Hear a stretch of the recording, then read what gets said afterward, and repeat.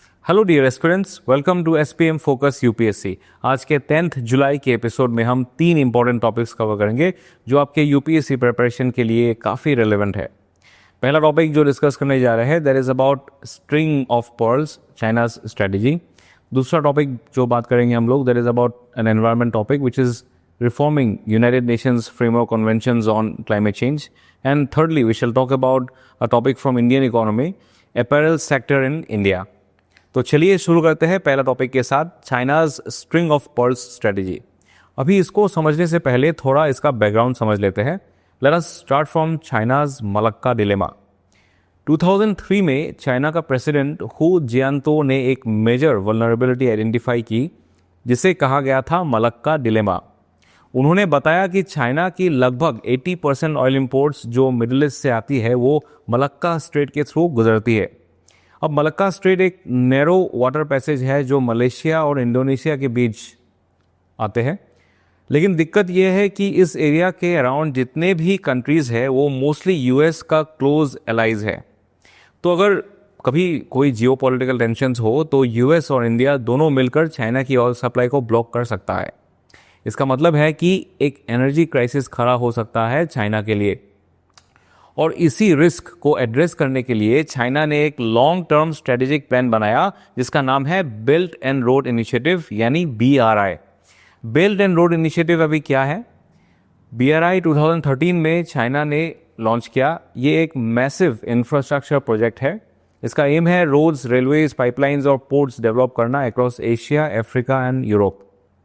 China का कहना है कि ये इनिशिएटिव एक तरह से ओल्ड सिल्क रूट को रिवाइव करने की कोशिश है, लेकिन एक्सपर्ट्स कहता है कि इसकी असली मकसद जो है वो चाइना का ग्लोबल इन्फ्लुएंस बढ़ाना है, स्पेशली इंडियन ओशन में अपनी प्रेजेंस सॉलिडिफाई करना है। BRI का ऑब्जेक्टिव अभी क्या है? तो बेसिक ऑब्जेक्टिव ये है कि एशिया, अफ्रीका और यूरोप के बीच फिजिकल कनेक्टिविटी बढ़ाकर ट्रेड को बूस्ट करना, लेकिन इसके जियोपॉलिटिकल इम्प्लीकेशंस काफ़ी गहरे हैं और इसी वजह से इंडिया इसमें शामिल नहीं हुआ। अब सवाल ये उठता है, जब 150 से ज़्यादा कंट्रीज़ BRI ज्वाइन कर चुकी है तो इंडिया ने इसमें हिस्सा लेने से क्यों मना किया? इस डिसीजन का पीछे कुछ मेजर कंसर्न्स है, इनको थोड़ा समझते हैं। चलिए, पहला कंसर्न है सोवरेनिटी चैलेंज। देखिए, BRI के अंदर एक की प्रोजेक्ट है चाइना पाकिस्तान इकोनॉमिक कॉरिडोर यानी CPEC।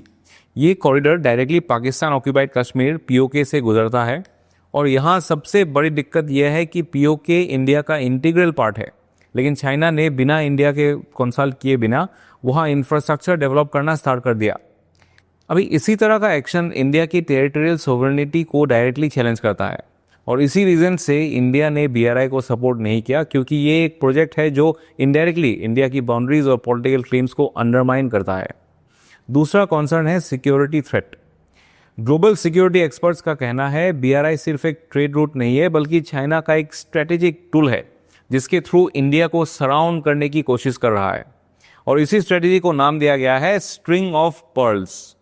ये स्ट्रेटेजी बेसिकली एक चेन ऑफ पोर्ट्स और मिलिट्री बेसिस है जो चाइना इंडिया के चारों तरफ डेवलप कर रहा है धीरे धीरे, जैसे ग्वादर पोर्ट हो गया इन पाकिस्तान, हम्बनटोटा पोर्ट इन श्रीलंका, चिटागोंग इन बांग्लादेश और क्याकप्यू पोर्ट इन म्यांमार।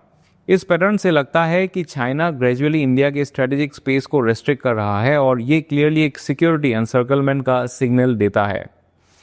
तीसरा कॉन्सर्न है डेट ट्रैप डिप्लोमेसी।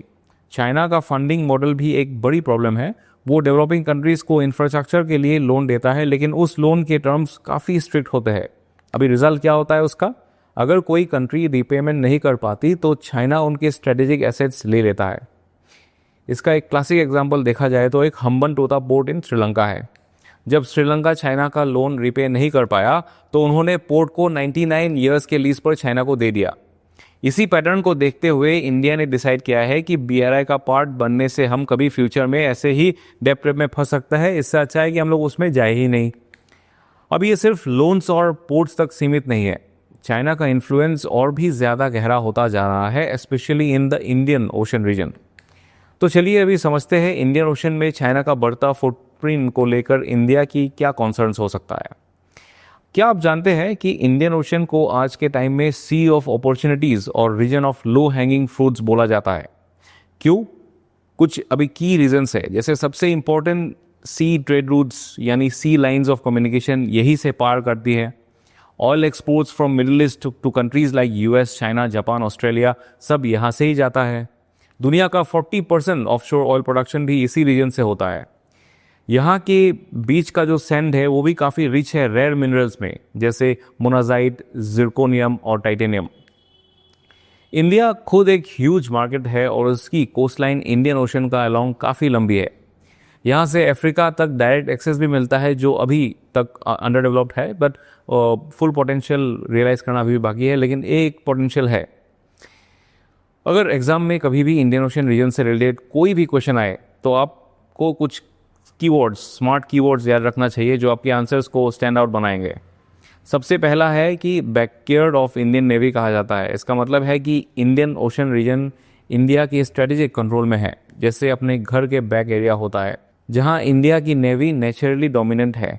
दूसरा टर्म है ब्लू वाटर नेवी। ये फ्रेज यूज करके आप इंडिया की नेवी की पावर प्रोजेक्शन कैपेबिलिटी हाईलाइट कर सकते हैं, यानी इंडिया अपने मैरीटाइम इंटरेस्ट को दूर दराज तक प्रोटेक्ट कर सकता है। ये एक पोटेंशियल है, ये आप बोल सकते हो। और तीसरा स्मार्ट लाइन और कीवर्ड अगर आप लोग कहें तो avoid any zone of conflict. इससे आप ये दिखाते हैं कि इंडिया चाहता है कि इंडियन ओशन एक पीसफुल रीजन है जहां कोऑपरेशन हो, ना कि मिलिट्री राइवलरी।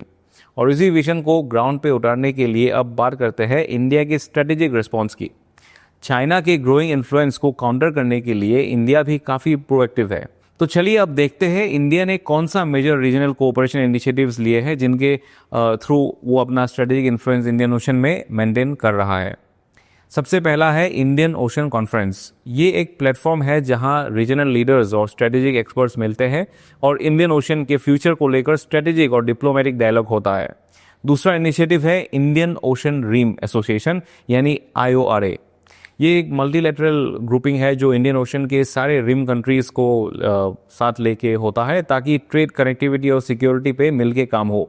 तीसरा प्लेटफॉर्म है इंडियन ओशन कमीशन। इसके थ्रू इंडिया अपनी आउटरीच अफ्रीका के वेस्टर्न इंडियन ओशन नेशंस तक बढ़ाता है, जिसे पहले लार्जली इग्नोर किया जाता था। एक और मेजर विजन बेस्ड इनिशिएटिव है महासागर इनिशिएटिव, जिसका फुल फॉर्म है mutual and holistic advancement for security across the regions. ये विजन PM नरेंद्र मोदी जी ने मॉरिशस के विजिट के दौरान प्रेजेंट किया था और ये सिर्फ एक स्टैंड अलोन प्लान नहीं है बल्कि एक इंडिया का सागर डॉक्ट्रिन के एक एक्सटेंडेड वर्जन है जिसका फोकस है रीजनल मैरीटाइम कोऑपरेशन, सिक्योरिटी और डेवलपमेंट। अब बात करते हैं इंडिया का स्ट्रेटेजिक काउंटर के बारे में जिसका नाम है नेकलेस ऑफ डायमंड्स स्ट्रेटेजी। ये बेसिकली चाइना का स्ट्रिंग्स ऑफ पर्ल्स का जवाब है, जिसमें इंडिया अपने ट्रस्टेड पार्टनर्स के साथ की पोर्ट्स और नेवल टाइज डेवलप कर रहा है जिसे बैलेंस मेंटेन हो। और लास्टली अगर हम लोग बोले तो प्रोजेक्ट मौसम, जो cultural and connectivity based regional bonding के लिए किया गया है। अब करंट चैलेंज को थोड़ा देखते हैं। अब तक हमने चाइना के बड़े स्ट्रेटजीज की बात की, लेकिन चलिए अब थोड़ा नज़र डालते हैं कुछ रिसेंट डेवलपमेंट्स पर जो डायरेक्टली जुड़े हैं चाइना के एक्सपेंडिंग इन्फ्लुएंस से। सबसे पहले बात करते हैं बांग्लादेश और चाइना का रिलेशंस की। आज के टाइम में बांग्लादेश का केयरटेकर गवर्नमेंट एक्टिवली चाइना के साथ अपनी टाइज डिपेंड कर रहा है। अब इसमें प्रॉब्लम क्या है? प्रॉब्लम ये है कि अगर फ्यूचर में चाइनीज मिलिट्री को बांग्लादेशी पोर्ट्स में मिलिट्री लेवल एक्सेस मिल गया तो वो इंडिया के लिए एक सीरियस स्ट्रेटेजिक रिस्क क्रिएट कर सकता है। अब चलते हैं म्यांमार की तरफ। म्यांमार के केस में हिस्टोरिकली देखा जाए तो इंडिया ने उनका मिलिट्री जनता रिजिम से हमेशा डिस्टेंस बना के रखा, स्पेशली नेहरूवियन पॉलिसी के टाइम से ही। लेकिन आज सिचुएशन बदल गई है। 2021 में मिलिट्री जनता के रिटर्न के बाद इंडिया ने म्यांमार के साथ कोर्डियल और प्रैक्टिकल रिलेशंस मेंटेन किया है। यानी अब इंडिया अपने रीजनल आउटरीच को ग्राउंड रियलिटीज़ के साथ अलाइन कर रहा है, जो कि एक प्रैग्मेटिक फॉरेन पॉलिसी अप्रोच दिखाता है। इस टॉपिक पर एक प्रीलिम्स प्रैक्टिस क्वेश्चन दिया गया है, आप इसका आंसर कमेंट सेक्शन में दे सकते हो। तो अब चलते हैं एक और इम्पोर्टेंट टॉपिक की तरफ which is related to environment, और आपके यूपीएससी के लिए भी ये काफ़ी रेलेवेंट है। United Nations framework convention on climate change और उसको रिफॉर्म करने की ज़रूरत। सबसे पहले बेसिक से शुरू करते हैं। UNFCCC क्या है? ये एक इंटर गवर्नमेंटल ट्रीटी है जो UN के मेंबर कंट्रीज़ के बीच साइन किया गया है। इसकी ओरिजिन 1992 के रियो डी जेनेरियो कॉन्फ्रेंस से हुआ, जिससे हम अर्थ समिट के नाम से जानते हैं। एग्रीमेंट ऑफिशियली 1994 में फोर्स में आया। इसका मेन ऑब्जेक्टिव था ग्रीन हाउस गैसेस को स्टेबलाइज करना और इसी पर्पस के लिए डिसाइड हुआ कि हर साल एक बार मेंबर कंट्रीज की मीटिंग होगी, जिसे हम लोग क्या कहते हैं, COP यानी कॉन्फ्रेंस ऑफ पार्टीज कहते हैं। चलिए अब थोड़ा हिस्टोरिकल टाइमलाइन देखते हैं जहां से environment related global efforts evolve हुए हैं। 1972 में सबसे पहला UN एनवायरमेंट कॉन्फ्रेंस हुआ स्टॉकहोम में। उसका मेजर आउटकम था यूनाइटेड नेशंस एनवायरमेंट प्रोग्राम, जिसको हम लोग UNEP भी कहते हैं, इसका एस्टैब्लिशमेंट हुआ। 1988 में बनाया गया IPCC यानी inter governmental panel on climate change, जो आज भी ग्लोबल क्लाइमेट साइंस का बेस प्रोवाइड करता है। 1992 में हुआ रियो अर्थ समिट इन ब्राज़ील, जहां 3 एग्रीमेंट्स फाइनलाइज हुए और 3 मेजर डॉक्यूमेंट्स अडॉप्ट किया गया। जो 3 एग्रीमेंट थे वो क्या थे? UNFCCC जो लीगली बाइंडिंग नहीं था, लेकिन उसके अंदर बने वाले प्रोटोकॉल जैसे कि क्योटो प्रोटोकॉल और पेरिस एग्रीमेंट वो लीगली बाइंडिंग होते थे। दूसरा हो गया United Nations convention on biological diversity, जो एक लीगली बाइंडिंग ट्रीटी है। और तीसरा हो गया UN convention to combat desertification. ये दुनिया का पहला और अब तक का only internationally legally binding framework है जो डेजर्टिफिकेशन को एड्रेस करता है। और अब बात करते हैं रियो समिट के आउटकम के दूसरे पार्ट की, जिसमें कुछ इंपॉर्टेंट डॉक्यूमेंट्स एडॉप्ट किया गया था। सबसे पहला डॉक्यूमेंट था एजेंडा 21। ये एक डिटेल्ड एक्शन प्लान था जिसका फोकस था 21st सेंचुरी के लिए सस्टेनेबल डेवलपमेंट को प्रमोट करना लोकल, नेशनल और ग्लोबल लेवल्स पे। दूसरा डॉक्यूमेंट था फॉरेस्ट प्रिंसिपल्स। इसमें फॉरेस्ट कंजर्वेशन और सस्टेनेबल यूज की बेसिक गाइडलाइंस दी गई थी, लेकिन ये लीगली बाइंडिंग नहीं था। और तीसरा इंपॉर्टेंट डॉक्यूमेंट था Rio declaration on environment and development. इसमें कुछ गाइडिंग प्रिंसिपल्स मेंशन किए गए थे, जैसे equity, common but differentiated responsibilities और sustainable use of natural resources.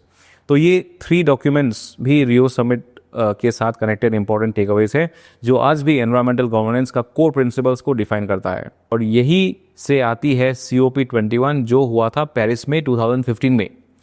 इस कॉन्फ्रेंस ऑफ पार्टीज का मेन ऑब्जेक्टिव था क्योटो प्रोटोकॉल के बाद का फ्रेमवर्क फाइनलाइज करना। और इसी मीटिंग का आउटकम के रूप में सामने आई दुनिया की most talked about climate agreement, Paris climate deal.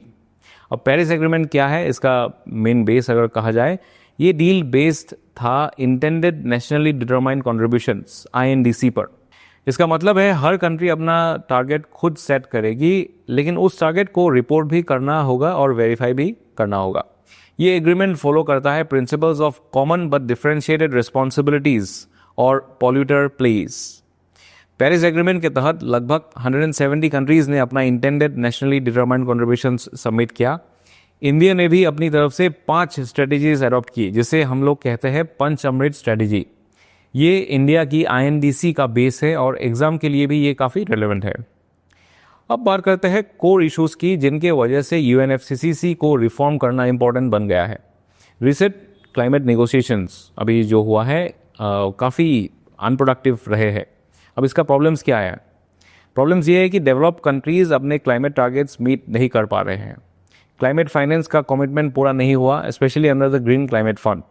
अभी ग्रीन क्लाइमेट फंड क्या है? ये फंड एस्टैब्लिश हुआ था COP 16 कैनकन में 2010 में। तब डिसाइड हुआ था कि डेवलप कंट्रीज मिलकर $100 बिलियन पर ईयर मोबाइलाइज करेंगे बाय 2020, ताकि डेवलपिंग नेशंस क्लाइमेट एक्शन ले सके। लेकिन सच ये है कि अब तक ये टारगेट मिला नहीं और अकाउंटेबिलिटी भी कोई हो नहीं पा रहा इससे। और तो और USA का विड्रॉयल और वापस आना भी UNFCCC प्रोसेस का फ्रेजिलिटी को दिखाता है। 2015 में जैसे US पेरिस एग्रीमेंट का पार्ट बना, 2020 में डोनाल्ड ट्रंप ने विड्रॉ कर लिया फिर से 2021 में बिडेन ने रिजॉइन किया। अब फिर 2025 में ट्रंप ने एग्जीक्यूटिव ऑर्डर साइन किया विड्रॉल के लिए। ये सब अनसर्टिनिटी क्रिएट करता है। अब लेटेस्ट डेवलपमेंट देखा जाए तो बाकू में होने वाले COP 29 में एक इंपॉर्टेंट डिसीजन लिया गया है। डेवलप कंट्रीज ने एग्री किया है कि एक नए क्लाइमेट फाइनेंस गोल पर, जिसे बोला गया है न्यू कलेक्टिव क्वांटिफाइड गोल। इसके अंदर अब कमिटमेंट है $300 बिलियन पर ईयर मोबिलाइज करना बाय 2035, ताकि डेवलपिंग कंट्रीज क्लाइमेट चेंज को इफेक्टिवली सामना कर सके। इस टॉपिक पर एक प्रीलिम्स प्रैक्टिस क्वेश्चन दिया गया है, इसका आंसर आप कमेंट सेक्शन में दे सकते हो। चलिए अब बात करते हैं एक ऐसे सेक्टर की जो इकोनॉमी और एम्प्लॉयमेंट दोनों के लिए काफ़ी क्रूशियल है। हम बात कर रहे हैं इंडिया के अपैरल सेक्टर की। सबसे पहले एक बेसिक फैक्ट याद रखिए आप लोग, अपैरल सेक्टर इंडिया का 2nd लार्जेस्ट एम्प्लॉयर है एग्रीकल्चर के बाद। यानी जितने लोग कपड़ा बनाने के काम में जुड़े हैं वो लगभग पूरे मैन्युफैक्चरिंग सेक्टर का मेजर हिस्सा है। और एक चीज़, ये लेबर इंटेंसिव इंडस्ट्री भी है। इसका मतलब ये है कि ज़्यादा मैन पावर कंज्यूम करता है, तो ऑब्वियस है कि इस सेक्टर में जॉब क्रिएशन का पोटेंशियल काफ़ी हाई है। इसी वजह से एक्सपर्ट्स कहते हैं कि अगर इंडिया को अपनी जॉबलेस ग्रोथ प्रॉब्लम सॉल्व करनी है तो अपैरल सेक्टर एक स्ट्रॉन्ग कंट्रीब्यूटर बन सकता है। अब बात करते हैं करंट डेवलपमेंट की। हाल ही में यूएसए ने 25% टैरिफ्स इम्पोज किया है कई कंट्रीज़ के अपैरल और फुटवेयर एक्सपोर्ट्स पर। ये ड्यूटीज़ उन कंट्रीज़ पर लगाई गई है जो ट्रेडिशनली यूएस मार्केट में स्ट्रॉन्ग सप्लायर्स रहे हैं, जैसे बांग्लादेश, वियतनाम और कैम्बोडिया। तो सवाल अभी ये उठ रहा है कि इसका इंडिया पर क्या इम्पैक्ट पड़ेगा। एक्सपर्ट्स का कहना है कि इस मूव से इंडिया को फ़ायदा हो सकता है। क्यों? क्योंकि जब कॉम्पिटिटर्स का प्रोडक्ट पर एक्स्ट्रा ड्यूटीज़ लगती है तो इंडिया के प्रोडक्ट्स कंपैरेटिवली चीपर और मोर कॉम्पिटिटिव हो जाते हैं। एक्सपोर्टर्स का मानना है कि इस टैरिफ हाइक के बाद इंडिया के लेदर, अपैरल और रबर सेगमेंट्स को सिग्निफिकेंट एक्सपोर्ट बूस्ट मिल सकता है। यानी कि एक तरह से ये एक विंडो ऑफ अपॉर्चुनिटी है इंडिया के लिए ग्लोबल मार्केट में अपना शेयर बढ़ाने का। तो डियर एस्पिरेंट्स, ये थे आज के इंपॉर्टेंट करंट अफेयर्स। कल फिर मिलेंगे एक नए एपिसोड के साथ। तब तक के लिए stay consistent, stay focused. This is focus UPSC signing off. जय हिंद।